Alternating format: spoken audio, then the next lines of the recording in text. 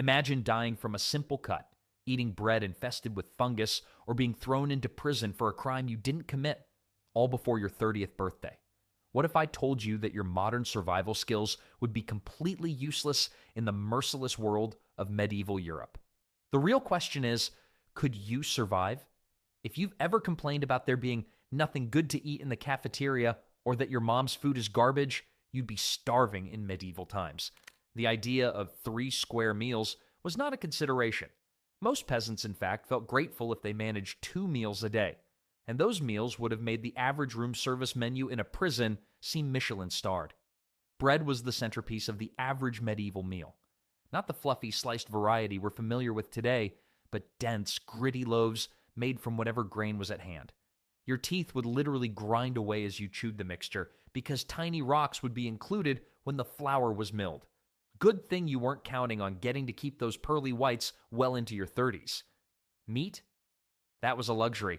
For most peasants, it might be tasted a few times each year, typically at festivals or after slaughtering an old work animal that had ceased to be useful.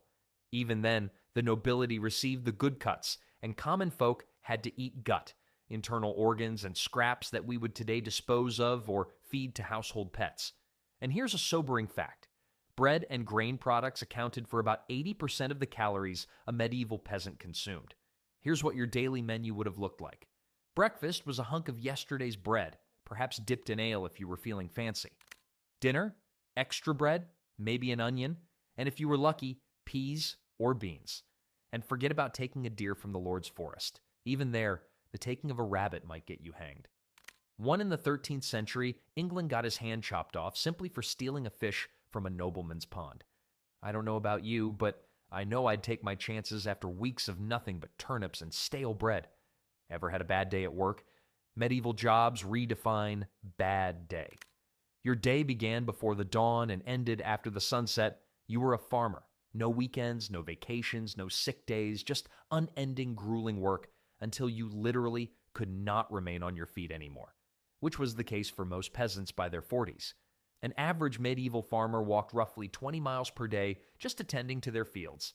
That's equivalent to running nearly a marathon every single day as you plow, sow, weed, and harvest. I get exhausted walking to my car in the parking lot. If you were not cut out for farming, you could apprentice to some trade. The tanner? Your days would be spent ankle deep in the urine and feces of animals, which were used to scrape hair from hides. The odor was so foul that by law, tanners were required to live outside the town limits. The smell never came off, so nobody would marry you. Blacksmiths had it tough too. In addition to the constant threat of burns and smashed fingers, they inhaled toxic fumes every day. Many lost their hearing from the incessant hammering and developed blacksmith's arm, the phenomenon in which one limb gets massively muscled while the other does not. Even knighted life wasn't all it was cracked up to be. Okay, you earned armor and respect, but you also had to train from childhood, hauling gear that could weigh as much as 100 pounds. And when war came around, you literally were just a medieval battle tank who was expected to charge into battle and probably die for some lord who barely even knew your name. The worst part? After all of that work, you likely still wouldn't earn enough to feed your family properly. Historical records indicate that medieval workers spent around 80% of their income merely on food and still went hungry when times get tough. One winter, in 1315, things deteriorated so badly throughout Europe that there were widespread reports of cannibalism. Parents deserted children they could not feed, and some villages lost as much as a third of their population to hunger. The work was awful, the pay was negligible, and if you said anything, your lord, well, he might think you needed a lesson about gratitude. His preferred instrument was a whip, and what would you be looking forward to after a day of backbreaking work? Water seems like the obvious choice, doesn't it? Unfortunately, rivers and streams running through medieval towns weren't exactly pristine. These waterways doubled as the community's sewage system. Every chamber pot in town got emptied into the streets, which washed right into the local water source. During summer months, the Thames in London contained more human waste than actual water. Would you still take a sip knowing that? Think wells were any better? Think again. They were typically dug wherever convenient, often downhill from privies and animal pens. Nobody understood groundwater contamination, so positioning a well just yards away from where everyone dumped their waste seemed perfectly reasonable. Almost half the skeletons found in medieval cemeteries show evidence of intestinal parasites and waterborne diseases. The bloody flux, as dysentery was commonly known, killed more people than many wars of the era. Imagine suffering through severe cramps and bloody diarrhea for days until you either recovered or died. All because you needed something to drink. So what did people actually drink? Ale. And lots of it. You'd be knocking back between a gallon and a gallon and a half of ale every single day. Not because everyone was a party animal, the alcohol content was much lower than modern beer, usually around 1 to 2%. The brewing process required boiling the water, which killed many of the pathogens. The low alcohol content also prevented new bacteria from growing. Medieval life, where drinking all day was actually healthier than the alternative. And yes, even children drank ale. If you had a 5-year-old in medieval times, they'd be drinking a weaker version called small beer with breakfast. Parenting was different back then, to say the least. Monks brewed some of the finest ales available and became incredibly wealthy from their brewing operations. They took liquid bread quite literally, as ale often replaced actual food during fasting periods. Their secret recipes were guarded as carefully as holy relics. What about wine? Unless you were nobility or clergy, you'd rarely taste it. And if you did get your hands on some, it would probably be sour and mixed with honey or spices to mask its flaws. Wine wasn't aged like it is today. It was meant to be drunk young and often turned to vinegar within months. Some clever folks discovered that boiling water made it safer to drink, creating a basic hot drink called simply hot water. Sometimes they'd add herbs or honey if available, making a rudimentary tea. Not exactly a flavor explosion, but at least it wouldn't kill you, probably. Fresh milk? Forget it. Without refrigeration, it spoiled almost immediately and was usually turned into cheese or butter instead. The rare times adults drank milk, it was mixed with ale to make posset. The taste was so unusual that medieval poems were written about its peculiar flavor, none particularly flattering. In some regions, collecting rainwater seemed like a smart solution until the local lord found out. Yes, nobles claimed ownership of all resources on their land, including rainwater from the sky. Collecting it without permission could get you fined or worse. Tax collectors actually monitored barrels placed outside homes during rainstorms. Imagine paying a tax on rain. Still think modern taxes are bad. The strangest part about medieval drinking habits, despite regularly consuming what we consider contaminated beverages, locals often develop resistance to their native bacteria. Travelers frequently fell violently ill after drinking local water that seemed to have no effect on residents. Your body could adapt, but only if you survived long enough to build immunity. So there's your medieval beverage menu: disease-ridden water, weak ale all day every day, or mysterious herbal concoctions. Staying hydrated meant staying slightly buzzed from dawn till dusk, and if you think finding something safe to drink was challenging, wait until you see where you'll be drinking it. Welcome to your medieval mansion. Just kidding. Your home would make anyone today appreciate even the tiniest apartment. The average peasant house, let's call it what it really was, a hovel, measured about 400 to 600 square feet. That might not sound terrible until you realize the single room housed an entire family plus their livestock. Yes, you read that correctly. Your chickens, goats, and maybe even a cow lived indoors with you. Why? First, it helped keep the animals from being stolen. Second, animal body heat was free heating. Third, you could more easily collect valuable manure for your fields. The downside? Everything smelled like a barnyard and you were constantly dodging animal droppings on your own floor. The walls of your charming abode were built using a technique called wattle and daub, essentially a wooden frame filled with a mixture of mud, clay, straw, and animal dung. It's as glamorous as it sounds. Some archaeological studies have found human hair mixed into this concoction as well. Apparently, nothing went to waste, including your last haircut. Your floor, hard-packed dirt, maybe covered with rushes or straw if you were fancy. These floor coverings would be changed only a few times a year, creating a lovely layer of decomposing plant matter mixed with food scraps, mud, and whatever your animals dropped. What about windows? Glass was extremely expensive, so most peasant homes had no windows at all, or perhaps one small opening covered with oiled parchment or a wooden shutter. This meant your home was incredibly dark. Most activities took place by the dim light of the hearth fire or perhaps a rushlight. a reed soaked in animal fat that provided about as much illumination as a birthday candle. Want to read or do detailed work after sunset? Good luck with that. Speaking of the hearth, your home had no chimney. The fire that cooked your food and provided heat was built in the center of your one-room house, with smoke expected to find its way out through a hole in the roof. Of course, much of it didn't, instead filling your home with a constant smoky haze. Your roof was made of thatch, dried vegetation piled thickly and bound together. A well-made thatched roof could last up to 50 years and provided decent insulation. The downside? Thatch was basically a luxury condominium for rats, mice, birds, insects, and spiders, all of which would regularly drop down onto your living space. One historian estimated that the average medieval peasant swallowed several spiders per year while sleeping as the little arachnids descended from the thatch on silken threads. Sweet dreams. Heating this architectural masterpiece during winter was nearly impossible. Records from medieval England show that indoor temperatures often hovered just above freezing during winter months. Your breath would be visible inside your own home.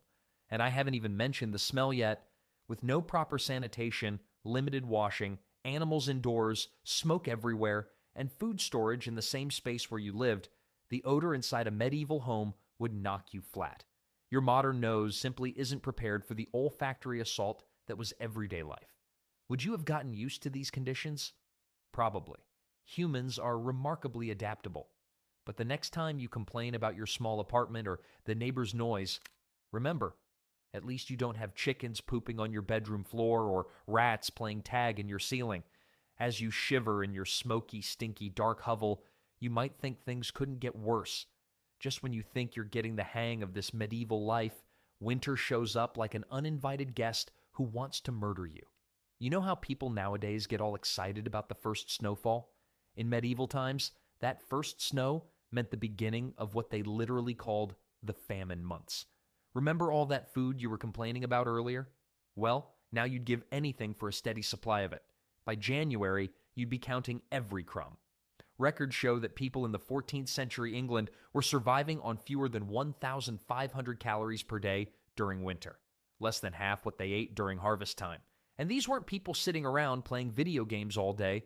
They were still doing hard physical work. Would you burn your furniture to stay alive? Medieval people sometimes did.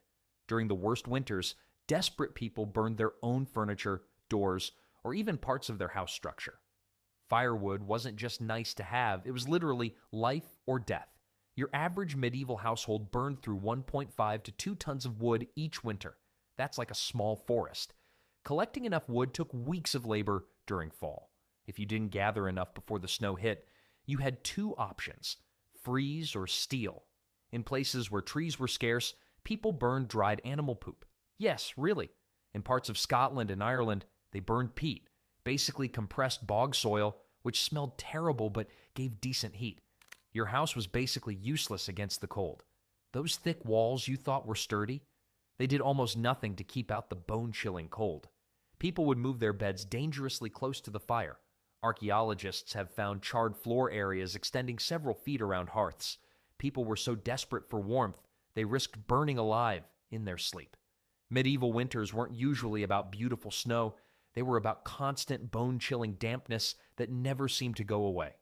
Without waterproof materials, your clothes, bedding, and house stayed wet for months. What would you wear? You'd layer up like crazy. Medieval people weren't running around in those flimsy tunics you see in movies. They piled on the wool garments, sometimes wearing 3 or 4 layers at once.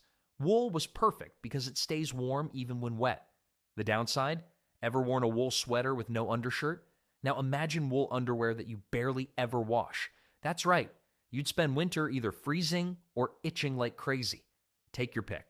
But what's really scary about medieval winters is the complete unpredictability. With no weather forecasting, a sudden blizzard could trap you inside for days or catch you in the fields with no warning. The winter of 1205 was so brutal that the Thames froze solid for 2 months.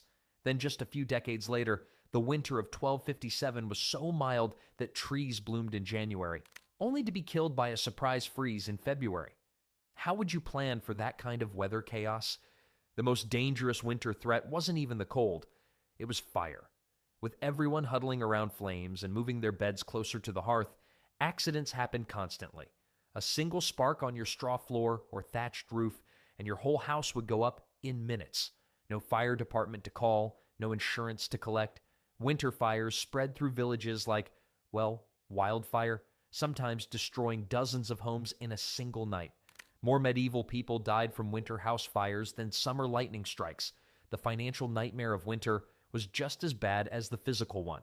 If you didn't have savings stored up, you'd likely fall into debt that would trap you for years. Medieval moneylenders weren't exactly charitable. They charged up to 80% interest for emergency winter loans. Many families never recovered financially after just one harsh winter. Some had to give up their land or even their children's labor to pay these debts. Your animals suffered right alongside you. In harsh years, up to 30% of livestock died during winter. Imagine watching the animals you depend on slowly starve because you can't feed them all. You'd have to decide which ones to try saving and which to slaughter early. A terrible gamble either way. If you killed too many breeding animals, you'd face disaster the next year. If your plow ox died, replacing it could cost you a year's wages. The only upside to all this winter misery? It brought people together. With less field work to do, winter became the time for indoor crafts and repairs. At least you weren't suffering alone, you were miserable together with your entire village. When spring finally arrived, medieval people stumbled out of their hovels looking pale, thin, and completely worn out, but alive, and that was considered a win. You survived winter. But just as you start to relax, medieval life has plenty more ways to make you question your survival skills. Let's talk about medieval hygiene standards that would horrify even your messiest friend. Let's start with bathing. You know how good a shower feels after a long day? Medieval people rarely experienced that joy. Most peasants bathed fully maybe 3 or 4 times a year. Yes, you read that correctly. Annually, not weekly. Why so infrequent? Heating enough water for a bath required tons of firewood, which, as we've learned, was precious. Public bathhouses existed in some towns, but they were expensive and often associated with prostitution and disease. Some religious orders actually prohibited regular bathing, believing it promoted lustful thoughts or opened the body to illness. A popular medical theory held that water, especially hot water, opened your pores and let in disease. One 13th century medical text warns that bathing weakens the natural heat of the body and makes you susceptible to dangerous air. The writer recommends bathing only when necessary and never on a full stomach. Some medieval saints were revered for their refusal to bathe. Elizabeth of Hungary was praised for limiting her washing to just her feet, considering it sufficient for cleanliness. When people did wash, it usually meant just hands and face. Most used a small basin of cold water and maybe some wood ash as primitive soap. Full-body bathing was typically reserved for major life events, births, marriages, and preparing bodies for burial. There's a reason medieval wedding ceremonies often took place in June. The bride might have had her annual bath for the occasion. Your body odor would have been the least of your concerns because everyone stank. The real problem? Parasites. Head lice were so common that special combs for removing them have been found in virtually every medieval archaeological site. These weren't just any lice. Analysis of preserved specimens shows they were about twice the size of modern head lice. Bigger bugs meant bigger problems. Body lice were equally ubiquitous, living in clothing that rarely got washed. Most people owned just 2 sets of clothes, one for everyday wear and one slightly better outfit for special occasions. Your everyday clothes might go months without washing. When they finally did get cleaned, it was usually just beaten with sticks and left to air out. The richest nobles sometimes sprinkled their clothes with perfume made from flower petals or herbs, but this just masked the smell rather than removing dirt. Even royalty suffered. A French courtier once described the smell of King Louis XIII as like an old goat. Personal dental care barely existed. People sometimes used twigs with frayed ends as primitive toothbrushes or rubbed their teeth with rough cloth. Some used crushed herbs or salt as toothpaste, but most didn't clean their teeth at all. By age 40, many medieval people had lost most of their teeth to decay or disease. Those who could afford it replaced missing teeth with dentures made from human teeth pulled from corpses, animal teeth, or carved bone. Your toilet facilities would make porta potties look luxurious. Most peasant homes had no dedicated toilet area at all. You'd use a bucket or chamber pot inside at night emptying it outside in the morning. During the day, you just find a convenient spot outdoors. In towns, people often dumped waste directly into the streets, where rain would hopefully wash it away. A common architectural feature of medieval castles was the garderobe. Basically, a small room with a hole that dropped waste directly outside the castle walls. In more crowded areas, cesspits collected human waste, which was periodically emptied by gong farmers, quite possibly the worst job in history. These poor souls cleaned out cesspits at night and carried the waste outside town limits. The job was so horrible that gong farmers could only work during certain hours and had to live separately from other townspeople. The lack of sanitation had predictable results. Intestinal parasites were nearly universal. One study of medieval latrines found that over 80% contained evidence of multiple types of parasitic worms. When you add in the lice, fleas, bedbugs, and various skin conditions caused by poor hygiene, medieval people's bodies were essentially walking ecosystems. The strangest part? Most people didn't realize anything was wrong with this situation. With everyone equally smelly and parasite-ridden, this was just normal life. You'd only notice the stench when encountering someone from a drastically different environment. Just as you're getting used to your new, significantly lower hygiene standards, you realize that staying clean is actually the least of your problems. Now that you're covered in filth and crawling with parasites, it's only a matter of time before you get sick. And in medieval times, getting sick often meant facing treatments that made the disease look pleasant by comparison.